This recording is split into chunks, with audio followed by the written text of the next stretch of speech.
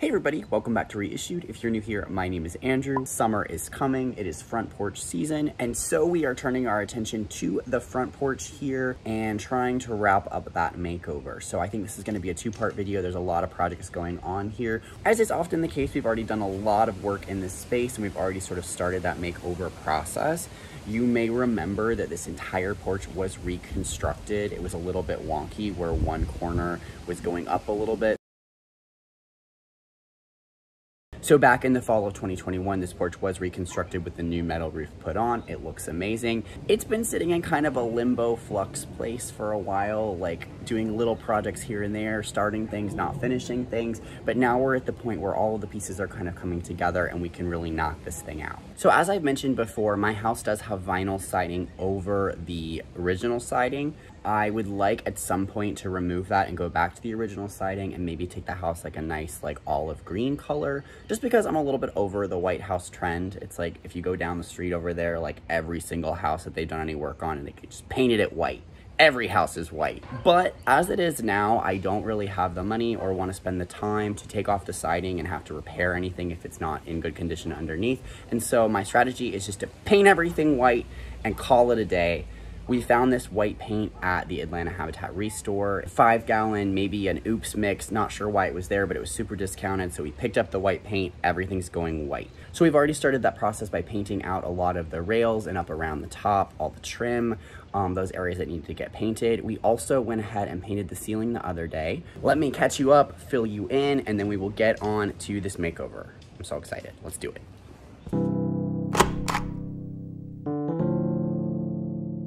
All right, so we're finally gonna be painting the porch ceiling today. I have had this color picked out for like almost 2 years now, and I'm so excited to finally see it go up. I chose a specific shade. It definitely is like on the more green kind of side, but I find that the more bluey greeny tends to read a little bit more, I don't know, a little bit less obvious than a really sky blue type color. And I think since it's gonna be paired with a lot of white and neutrals anyway, it's gonna make that color pop a bit more. I think sometimes we think that when we use color, we have to sort of use the on the nose color, right? Like if it's gonna be blue, we wanna look for the most blue thing. But I think that choosing things that are a little bit more murky, this has a lot of gray in it, again, a lot of green, and I think it's just gonna give a little bit more nuance, but still that like sky blue kind of feel that will hopefully keep the mosquitoes at bay, because that is apparently a thing.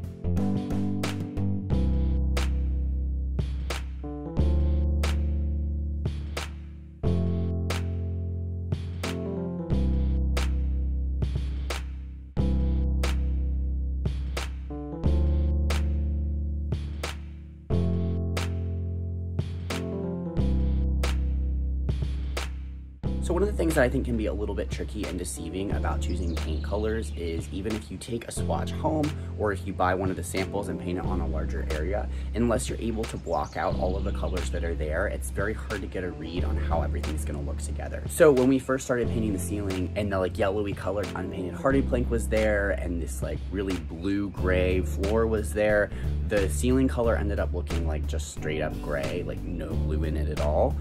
Definitely started to second guess that at first, but as we move along and we start like painting all of the areas that are those like wrong colors, it really changes the way that the ceiling color reads. I found that in my house, I've been using a lot of blue, green, gray kind of colors that really can read entirely gray. But if you pair them with like warm wood tones, warm leather colors, it really brings out the blue greenness of it. So I think that as we move forward, painting the porch in a much warmer gray, bringing in a lot of wood tones, the ceiling is gonna read more and more blue, but in that like murky, like hard to place kind of way that I love. It's all gonna come together. You just gotta trust.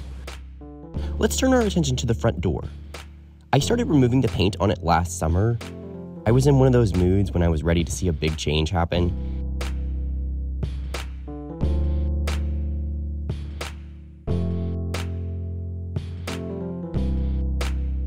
And this is where it's been for like 9 months.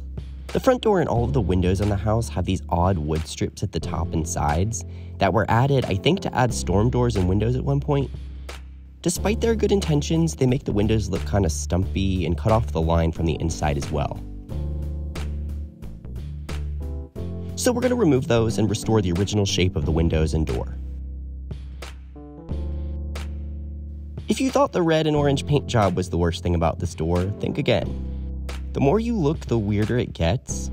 I already removed this bizarrely placed brass knocker that ended up in the new bathroom. Then there's the antique-style door hardware that goes under the wood rosette details, and the hack job hole for the deadbolt, and whatever's going on here. So yesterday was a lot of painting, doing some prep on the windows, doing some heat gunning on the door. I found that that's like the most effective way to get off most of the paint. But today we're really gonna zero in on the front door, take it off its hinges, switch over to a paint stripper to try to remove a lot of the little bits of paint, assess a number of issues that the door is having. It's a lot to address, but we're gonna see how far we get with that. And that's gonna be a big thing. That's been hanging over me for a long time, so we're ready to get that done. The goal for this door is to return it to a natural wood finish, probably with a dark stain to hide a lot of the patching. I want to see all the carved details and the beautiful wood grain. The game plan for recovery is to patch and fill all the holes with scrap wood and wood filler, and drill out a new hole for a single doorknob with a lock. This kind of single knob situation is pretty unconventional for a front door, but we thought it would be best to suit the placement of the carvings on the door.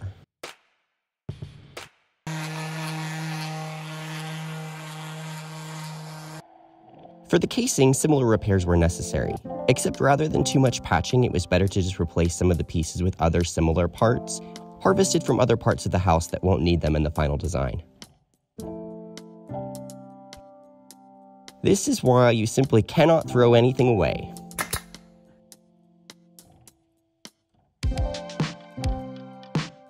Let's talk stripping. Paint stripping. I've mentioned before that the heat gun has been my best friend on this job since it can lift multiple layers of paint in one go and keeps the mess to a minimum. I hear a lot of people swear that paint stripper is the best way to go, but I have questions. And I have a lot more stripping in my future, so I need answers. Drop your tips down in the comments below. What stripper products do you like? How long do you leave it on? How do you know when it's been sitting on long enough? How do you keep it from drying out on the piece? I find that either I don't leave it on long enough so that it only removes 1 or 2 coats of paint, or that I leave it on too long and it dries out, giving me yet another layer of crap to remove. So yeah, help!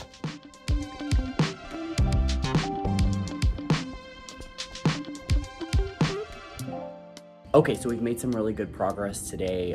Still a ways to go on the door, so we put it back in place for now, and then put the other door in front of it. This was an old bathroom door, so it'll hopefully hold it in place enough for now. Getting ready to head out to Lowe's to pick up a couple things. One of the things on that list is gonna be some new exterior paint. Plot twist here. When I was first planning for the exterior of the house in 2021, I was really excited about the like black around the windows. Not so much my thing now. I noticed that having dark around the windows like that tends to look good on homes where people have blinds or curtains that are closed most of the time so that you can still get that definition. On my house, I'm not a big blinds person, a big curtains person, so I feel like the black would just kind of blend in and then you end up with that like sort of like black hole type look, which is not what I'm going for. And so I was thinking that I was gonna paint all of that part in the window white, just to match all the rest of it. However, I actually think that this color Coffee Nook, which is the same color as my kitchen cabinets, would be a really nice choice for this, for a couple of reasons. First, I like the idea of carrying that color from another part of the house. I'm very much into like having everything feel unified, and so far all of this kind of blue color was toward the back of the house, so I think that kind of like bouncing it around to the rest would kind of bring everything together. I also think it looks really nice with some of the warmer wood tones and things that I'm doing on the front porch, so that's gonna be good. I also think that having everything be like really white and gray just feels kind of boring. Like I think this is, I mean, it's still pretty neutral, but I think that little bit of blue will just give a touch of personality that you'll see. And finally, the practical reason that really drove this for me. These are the original windows on the house, and they have been painted and probably repaired and reglazed multiple times. So the like clean line that should happen around the panes is like not such a clean line. And we're gonna do some scraping and try to modify that a little bit just to get it as clean as possible. But I just worry with painting these in a really harsh white that anytime the line is not really clean, you're really gonna notice it. And so I think with this Coffee Nook color, it's gonna give a little bit of definition, so it's not giving the black hole effect, but I think that it's gonna be a little bit more forgiving than a really harsh white would be in making those lines kind of a little bit less like stark. So that's on my list of things to buy. Let's go to Lowe's.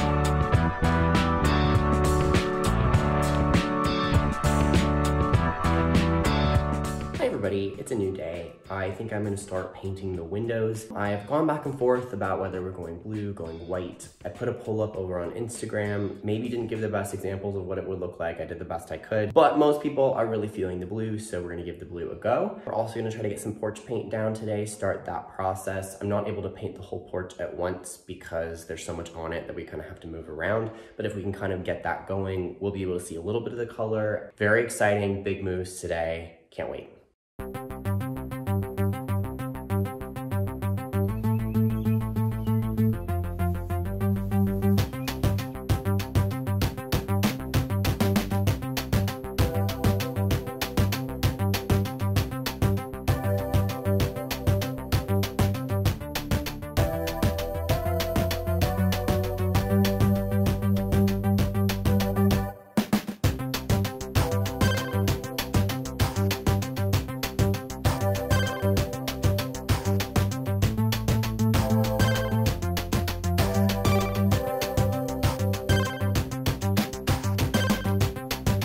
That moment when the warm gray you chose looks like a barely off-white beige upon application. Again, how can we get a real sense of the new color when the old color skews the perception so much? Just gotta have faith, I guess.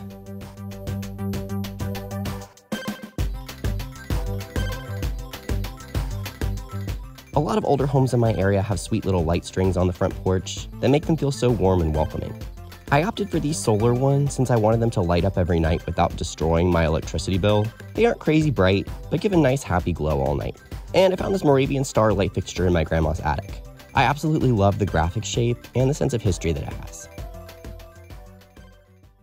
Alright everybody, so we've come to the end of part 1 of this video. Not going to be a full reveal here since there's still a long way to go, but let me just show you each little section, check in on what the plan is, where we are, where we're going next. Massive progress has been made on the door, but there's still a ways to go, so we're going to keep sanding that down and stain it, I think. I'm not sure exactly what the process is going to be like for that, but making progress. I'm thinking that maybe just around the windows and like the sort of wider trim, taking that in the color Decadent, which is the sort of off-white color that is all over the inside of the house, partly to tie the inside and the outside together, but also to soften this a little bit, make it a little bit less white, and also just offer a little bit more like color variation so it's not quite so much white. The floor color really makes a big difference in brightening up the space a little bit and just getting rid of that kind of like blue-gray tone. So next time in part 2 of this video, obviously we're going to finish up all the painting. Not going to focus on that all that much because you've basically seen what that process is like and we can get a sense of that. However, there are a lot of other little projects that are going to bring this space together. I found this graphic rain chain thing at Goodwill that I'm going to extend with this chain here.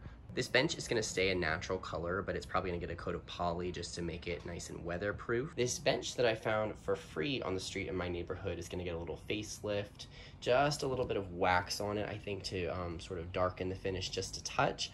And then I have this leather that I got off a couch for free, is going to upholster it just to give a nice warm look. What I think I'm going to do next week, I want to make a really big piece of art to go behind me where that little metal sign is now, and then maybe another one to go over on this wall. Just sort of a chill, let's make some art week. I say that. My art making process never feels very chill. I always feel very stressed about it. But maybe I can edit it to make it feel chill for y'all. That's gonna buy us a little bit of time to get all these other projects done, and then hopefully in 2 weeks we'll do the final reveal. I'm super excited about it. If you wanna see how it turns out, be sure that you're subscribed, be sure you don't miss it. Also, if you like this video and wanna see more makeover videos like this, hit the like button. Thank you so much for being here. I'll see you guys soon. Bye. You gonna do triple twirl? And twirl. Twirl. Oh, you fell over. Can you twirl? Can you twirl? Good girl.